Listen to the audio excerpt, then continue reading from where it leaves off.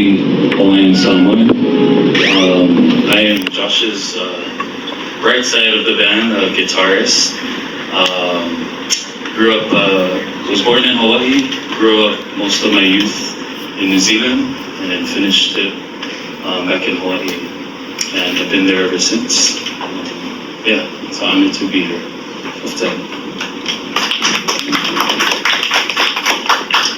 Hello everybody, my name is Lopepa Letu, born and raised here in Upolu, and from Malifa, and grew up in American Samoa for a little bit of time, and then I moved to Los Angeles until I moved to Hawaii, where I reside now.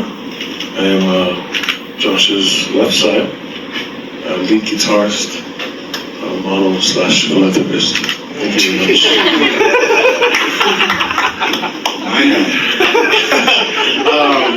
Hello, my couple. I am Josh Tatofi, coming Samoan German. I have lineage that goes to Vaini Dona, that's from Samoa, American Samoa.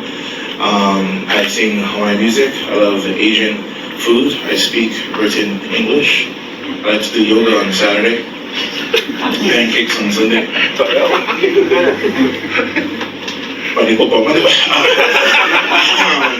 And we're just so glad to be here in the beautiful islands of Samoa. I primarily was born and raised in the island of Honolulu, the main island, but I've also lived on the island of Maui and Hilo. And I like to give it this microphone to my grandpa's oldest brother, Talan Tupai. Hello everyone, my name is Talan Tupai, and I am from this company, Pacificast. Currently the CEO for Pacificast Global, and it's such an honor for us to be here and partner with not only the son of the Pacific, but one of, if not the greatest Pacific artist currently touring all over the world right now. And so I've just been nice from just for today. But as part of what we're doing here is with history creating. First time, I know our beloved islands would love to always have prominent artists come to the islands. It's not something that happens as often. But what Josh is allowing on this tour is to, if it's pretty much if it's good enough for Josh, it's good enough for anyone else, to be completely honest. So to help break that mold and make it more possible and more realistic, and validates anyone to come through here. So we're truly grateful. It's more than what he does on stage, but he received the support.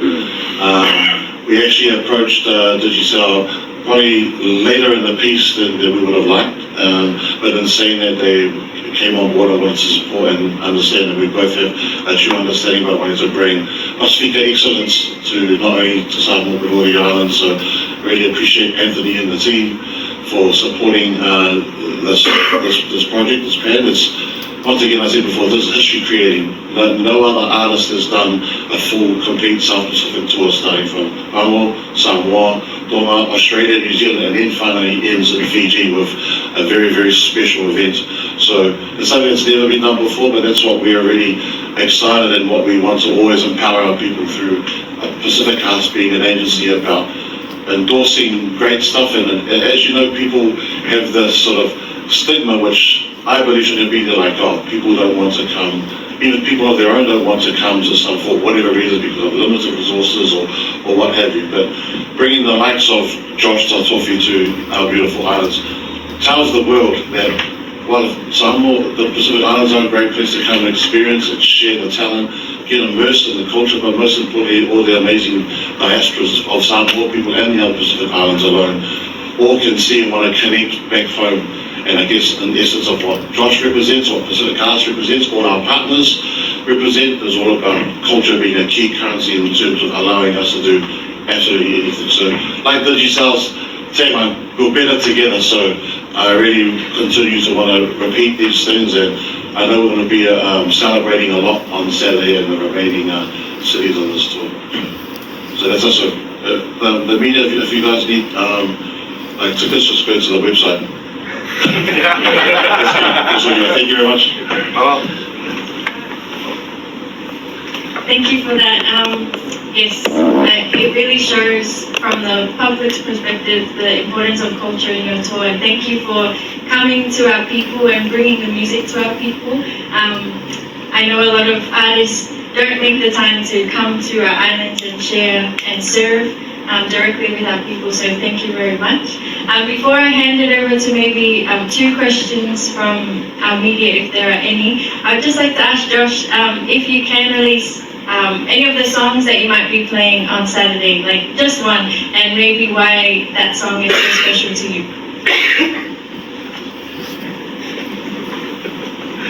I can name a few songs that we're playing on Saturday. We'll be playing songs like Storms Never Last, I'm Gonna Love You, Perfect to Me, Landslide, Oh Wanna, and of course, the latest song, Letu No Hoe, is probably the most, one that we're looking forward to the most. As far as new music, usually you release a song and then you play it a few times before you play it in front of thousands. But that song is, I think, about 4 weeks old, 5 weeks old, and the very first time we've ever performed it was in front of thousands. So that song has made a very big impact, not only just locally, but in the industry, just for ourselves as well. Every song is always kind of a new experience, and I'm glad that this song is making a great impact throughout the South Pacific. So we're really excited just to play all the songs. Thank you. I might take this time just to ask if any of our media have questions for Josh, the band. Yeah.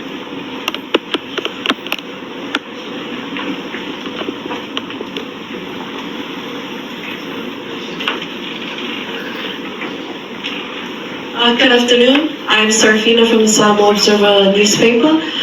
Just want to ask Josh, what role do you think music plays in preserving and promoting our Polynesian culture, not only in the South Pacific, but to the rest of the world? And are there any local artists who have influenced you in your career? Thank you.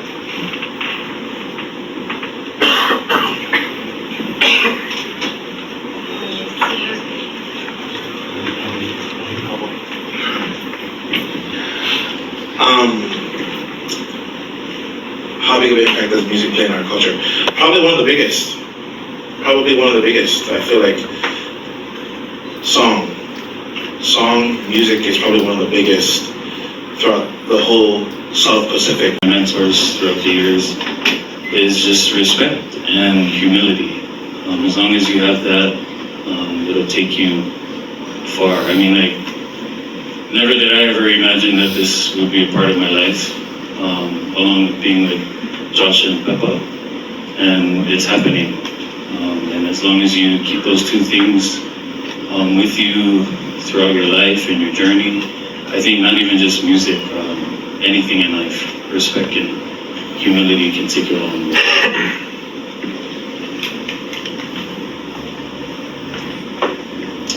Took the words out of my mouth, Travis. Thank you. To be honest, Travis is right at the same time. And because he's the reason why we're here in the first place. We praise his name every day. And for our gifts that he's gifted us, just do the best of your ability and represent your people, where you're from. And at the same time, have fun, and like Travis said, I never thought I would be here as well. And it wasn't for a call from my bro for me to move down from Los Angeles to Hawaii. Changed my life, and it's been great. And meet a lot of great people all around the world in that scene. Thank you. What my 2 was, just want to add on to what Travis said, and to add on to what Beppo said. The music industry is not for everyone. It's to be completely honest, I wish I could say it's a promising career, but it isn't. It's not like becoming a lawyer or a doctor where They literally give you a table of contents to go through in order to be in this position. But for music, and especially the position that we're in, it's purely because of the grace of God, to be honest. You can do all the work to get here. You can write the songs, you can have the voice. But if your goals and your path isn't lining up with what God has for you, it's not going to work out, really. But if I could give any words to the kids for encouragement, if it feels right, then that's what you should do. And what I mean by feels right is it means it runs parallel with your morality, with your family, with your upbringing. I'm not saying just go against everything your parents taught you and go after it. It's one of those things where you just have to make a really good educational guess. And that runs, again, parallel with your beliefs and your family. Because, one of the things that I like to say is it's easy to be a successful musician. It's harder to be a Polynesian one. Because, out in the world, outside of Polynesia, they just worry about themselves. They make music and they go tour and whatever. Well, for us, we're the only kind of people that if I go perform here, Mom, is that okay? Dad, is that good? And then you perform, that's the first people you call. Did you guys like the performance? Dad, Mom? But we always seek them for approval. And I feel like it's such a beautiful thing, but at the same time, it's more of a difficult one because being Polynesian in any career is the only path. Being Polynesian and a businessman is we're the only type of people that we don't start by ourselves. We literally start with everybody at the same time, which is harder. But as you can see, the fruits of labor, if it runs parallel with your faith, I feel like anything will go well. Thank you. Culture right home. You don't naturally make culture right decisions. I don't wake up and go, man, what is the best thing I can do for the Italian community, for the Samoan community? I feel like if you have the right morals growing up and raised correctly, I feel like the decisions that you make unconsciously is going to be for the betterment of the culture anyway. So I feel like that's what we all have in common as far as me and my team. I do want to say I probably do have like the best keyboardists and pianists and guitar players and backup vocals and Team Pacificast, but I think what the main foundation is that we were all raised right. So I feel like if you're raised right, you can't do wrong. Thank you. Thank you. And going to the band, how has it been working in this team with Josh? And also, can you share how the recent tour in American Samoa was? What can we expect this Saturday? Will it be the same? Is there something different? But what has your journey been so far in the South Pacific tour? Take us to the good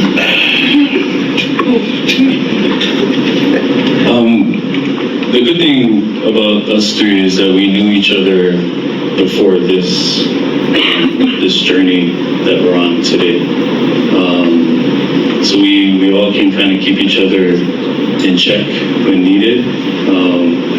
But the fact that we knew each other before this journey that we're on today is how we started, but then it's also a plus for things that are happening in our lives today. As for Saturday, for myself, I'm just excited to be here. I've never been to Samoa, so I'm just excited to perform for everyone here in Samoa. It was really good in American Samoa, performing for everybody in Pango, but to continue this South Pacific tour, it's just as exciting as it is here, as it will be in Tonga next week, and then Australia, and then ending off in New Zealand. So expect good songs, expect to have fun, and don't hold back when you hear your favorite song. Thank you. All right. I can see one thing, touring with our brothers here, we eat very well. Thank you, which is a problem because if you're not disciplined in your diet. But you know, our first show in American Samoa was amazing. Obviously, with our team is top notch. Man, it's amazing. It's so easy just to travel around, just to communicate with everybody, being on time. Everyone's everyone's on time. What's the word? Not late. Yeah, not late. Thank you. And but I would say the first show in American Samoa was amazing, and there was such a big response with so many people, about 4,000 people, close to 5,000. But just traveling with the team is like pretty much traveling with your brothers. There's nothing better than traveling with your family and just having a great time. And it's such a blessing because we get to do what we love to do with the people that we love to see and the music that we love to play. There's nothing better than having that feeling. So it's like it's a family trip. How does it feel to play with you? It feels good. Thank you for that. Pacific Cast, is there any key info that Samoa needs to know for Saturday? I understand we have our guest performers, ART, performing. I might pass the mic to you for any important information that you might want to share about Saturday. Yes, we're looking forward to the multi-purpose team, Kumaimako, on the Saturday night. Doors open at 5 p.m. and I think formalities kick off a little bit after that time. I understand there's still a few tickets available. I know that the team had to print off some more, and we've worked on things expanding the area to allow more tickets and allow more people, and so I appreciate the team here on the ground for making that happen. I understand there's still tickets available from Eveni and Radio Polynesia, and you can check out our website for more information. We also want to take this opportunity as well to thank our media partners. I feel like it's the haunting melodies that we all remember. We do remember sayings and passages, and but I feel like music and dance is what we just recently had a FestPac in Hawaii, and the biggest thing that people wanted to see was specifically music and dance. It's probably one of the biggest things next to probably the food of the culture, but it's music and dance that I feel like that preserves it the most, because once the oldest person in your family teaches the youngest person in your family how to sing the song, that song now just gained another 20 years of life. And I feel like for me, I feel like the easiest way to remember and even to learn about the culture is through music, because there's a lot of older songs that speak of the older history that we get to sing today, and our past loved ones get to bring that down generation by generation through music. And even if it's not something that you sit down and you sing to your child, even if it's something that you hum with a child, they tend to remember that way better than just specific words. So when it comes to music, I feel like it plays, if not second, but probably the most important role in our culture. Yeah. Thank you. Oh, sorry, artists. There's a couple of them that I grew up listening to, so I have to give a big shout out to New Zealand's own Addis and Arana. For people like me, an R&B singer, there wasn't really heavy R&B growing up. We did have traditional love songs, and hence why we took the route of Letu Noe, because that was kind of like the old school R&B, right? Like that's what the old school R&B was kind of like the 5-star band, and the drums came in. But for me, R&B, Polynesian music was around even the Jets. The Jets had a big role as well as far as the R&B on a more global scale. But as far as locally, that was more tangible for us. That we felt like this was our family scene. Was definitely the folks of Addis and Araga. They played a really big role in just pioneering R&B music in the South Pacific Islands. Thank you. Do you have a question here, please?